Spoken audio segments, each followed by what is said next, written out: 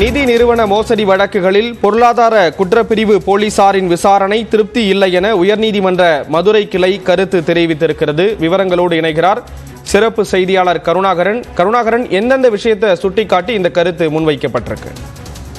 ஸ்ரீராம், அதாவது நியோமேக்ஸ் 6000 கோடி நிதி நிறுவன மோசடியில் ஜாமீனில் உள்ள அதன் நிர்வாகிகள் கமலக்கண்ணன் உள்ளிட்ட நிர்வாகிகள் அவர்களின் ஜாமீனை ரத்து செய்ய கோரி பாதிக்கப்பட்ட மக்கள் உயர்நீதிமன்ற மதுரை கிளையில் மனு தாக்கல் செய்திருந்தார். அப்பொழுது இந்த மனுவை விசாரித்த நீதிபதி தண்டபாணி தமிழகம் முழுவதும் பொருளாதார குற்றப்பிரிவின் வசமுள்ள புகார்கள் எத்தனை, அது என்ன நடவடிக்கை எடுக்கப்பட்டுள்ளது, என்ன தீர்வு காணப்பட்டுள்ளது, என்ன நிலையில் உள்ளது என்பது குறித்து அறிக்கை தாக்கல் கூறியிருந்தார். இந்த நிலையில் இந்த அறிக்கை தாக்கல் செய்யப்பட்டது. இதை படித்து பார்த்த நீதிபதி மொத்தத்தில் பொருளாதார பிரிவின் கீழ் உள்ள புகார்களின் விசாரணையில் தொய்வு ஏற்பட்டுள்ளது.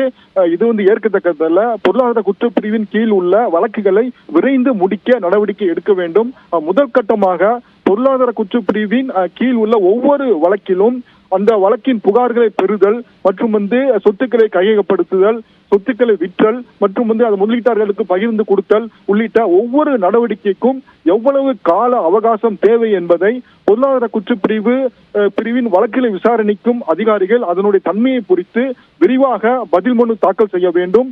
அதன் அடிப்படையில் உரிய உத்தரவு பிறப்பிக்கப்படும். காரணம் பொருளாதார குற்றப்பிரிவுகளில் நிதி மோசடியில் பாதிக்கப்பட்டவர்கள் ஏழை மக்கள். அவர்கள் அதிக வட்டிக்கு ஆசைப்பட்டுதான் இது போன்ற நிலைகளில் உள்ளனர்.